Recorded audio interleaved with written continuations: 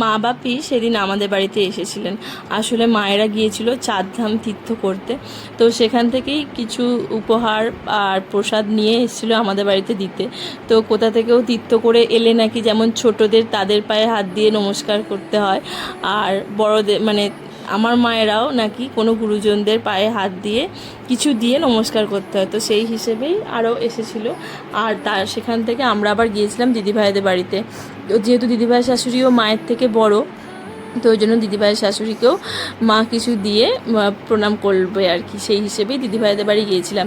গিয়ে দুপুরে খাওয়া দাওয়া করেছিলাম, আমি, মা আর আমার ছেলে গিয়েছিলাম। তো যেহেতু সেদিনকেই মায়েরা আমাদের বাড়িতে এসেছিলো, আবার দিদিভাইদের বাড়ি গেছি, তো যেতেই আমাদের দুপুর হয়ে গেছিলো। তো গিয়ে একটুখানি জল মিষ্টি খেয়েই খাওয়ারে বসে পড়েছিলাম। তো আজকের ব্লগটা বিশেষ কিছু আর নয়, এখানেই শেষ করলাম। ভালো লাগলে অবশ্যই একটা লাইক কমেন্ট করে দেবেন। আজকের মতন টাটা, বাই, দেখা হবে পরের একটি ভিডিওতে।